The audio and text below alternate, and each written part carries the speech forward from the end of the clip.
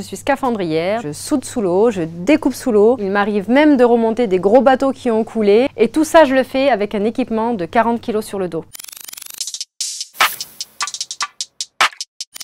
Pour être scaphandrier dans les travaux sous-marins, c'est réaliser tous travaux immergés. Ça peut être du découpage, de la soudure, ça peut être de l'assistance dans l'archéologie. Alors ce qui me plaît le plus quand je suis sous l'eau, c'est l'adrénaline. Le fait d'aller dans ce milieu, c'est vrai, hostile. Il faut vraiment pas avoir peur du noir. Peut-être que pour d'autres, ils sont dans des eaux beaucoup plus claires.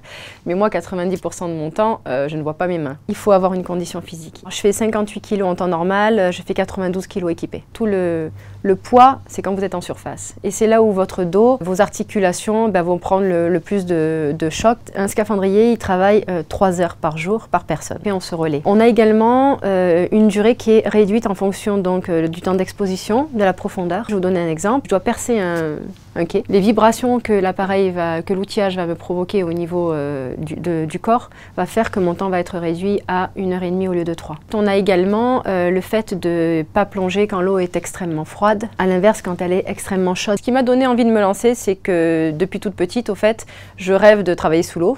Après avoir passé tous les niveaux de plongée loisirs, j'ai passé des formations pour faire de l'archéologie sous-marine. Et suite à ça, j'ai basculé donc dans les travaux sous-marins où j'ai fait mon école. Lorsque je l'ai passé, la formation durait 2 mois. Les risques que nous avons dans ce métier, toutes les structures dans lesquelles vous pouvez rentrer, vous pouvez avoir des morceaux qui se décrochent. À la moindre vibration, admettons si vous devez percer, ça peut donc vous tomber sur la tête. Un jour, je devais donc effectuer le découpage d'une structure qui faisait 12 mètres de haut, 12 tonnes. Donc à chaque fois que je découpais, hop, la structure se déformait. Là, il fallait être extrêmement prudent. Nous, pour aller sous l'eau et pour pouvoir effectuer ce qu'on appelle un découpage, on est obligé d'utiliser de l'apport avec de l'oxygène. On découpe par explosion. Vous avez ce risque d'avoir l'oxygène qui se stocke. Donc les bulles, elles partent, mais elles se stockent, elles restent là. Ça devient une bombe à retardement. Lorsque vous donnez un coup d'amorçage et que vous n'avez pas vu qu'il y avait donc du stockage, vous n'avez pas fait ce qu'on appelle des ouvertures, des cheminées, et bien à ce moment-là, vous pouvez exploser. Alors le risque de noyade, il nous entoure. Il peut y avoir des problèmes techniques, d'où le fait d'être extrêmement consciencieux donc sur notre matériel. Le salaire moyen, il faut compter entre 1500 pour vraiment celui qui débute et lorsqu'il commence à plonger un petit peu, entre 2000 et 2200 en fonction de la zone où il est également, que ce soit en France ou à l'étranger où il va gagner